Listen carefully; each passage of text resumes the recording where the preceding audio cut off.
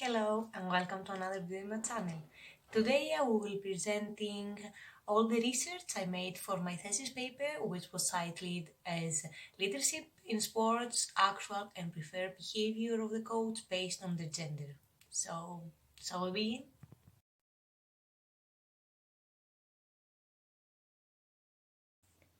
The purpose of my thesis was to present the leadership style a leader/coach chooses based on his gender, as well as the preferences of the athletes in terms of the leadership behavior regarding their own gender.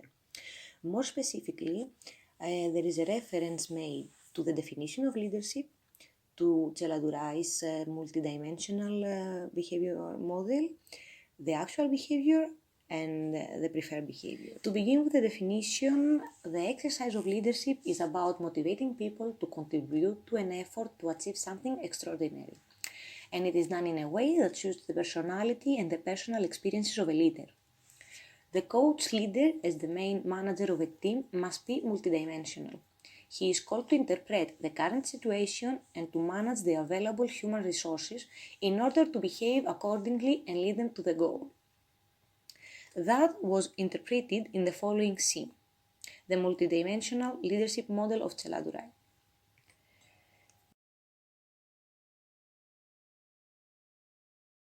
According to this previous relationship, there is an interaction of the earlier in the leadership behavior and consequently in the performance satisfaction of a team. But let me explain this relationship a little further.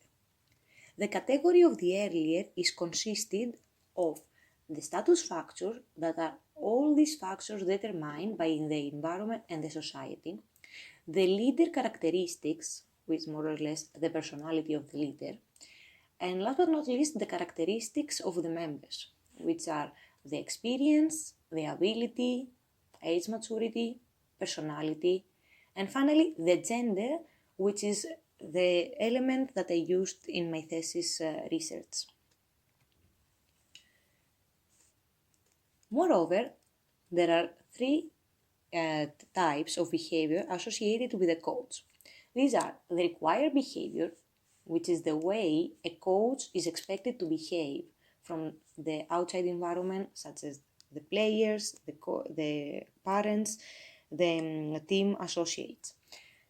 The preferred behavior, which is the way athletes would like their coach to behave.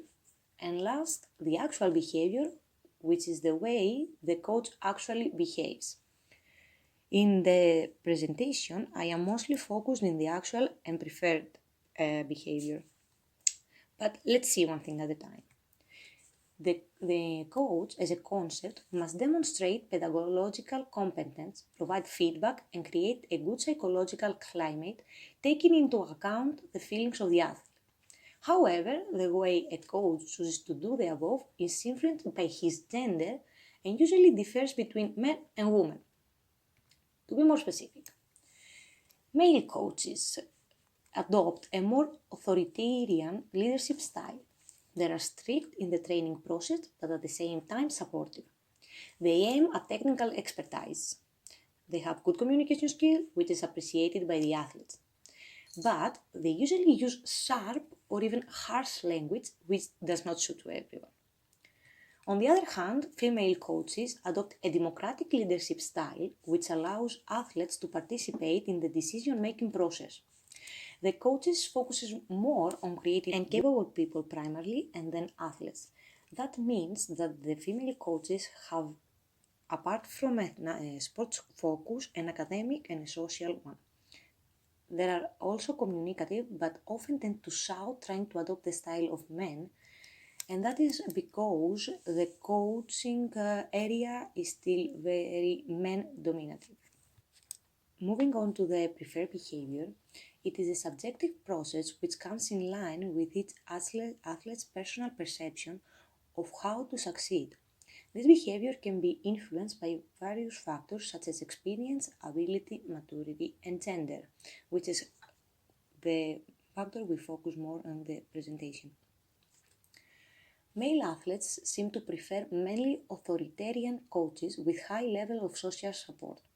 They prefer coaches with an internal focus of control, who work hard for success and are competitive, constantly striving for victory, offering them individual improvement through a social comparative perspective, which is ego-orientated. Male athletes, they prefer to be the best ones, even if that means being better than the teammates. Lastly, research shows that they would play more efficiently for a coach they like.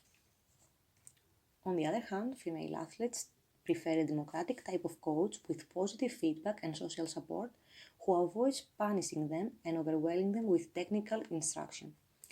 They seem to choose as coaches according to the similar of me phenomenon, according to which people with similar characteristics and perspectives prefer interacting together. Women are internally motivated by personal improvement and group success. The environment and the climate of the team are of paramount importance for the athletes, and they want a coach who can. On the contrary of the men, women prefer have a good relationship with their teammates, and they prefer a coach who can promote the interpersonal relationship inside the team. Coaching is one of the most important reasons for quitting sports during adolescence. Therefore, the study of athletes' preferences based on their characteristics is necessary.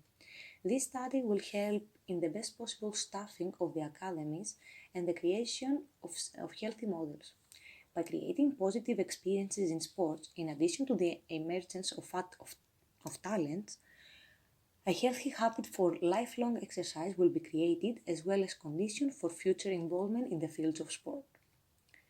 This is some references that I used for my research. So and this was my much for thesis your presentation. I hope you guys enjoyed it. I hope you learned something, and I hope it's going to help teams to staff better their academies, and it's going to keep more kids in the sport industry and help them improve.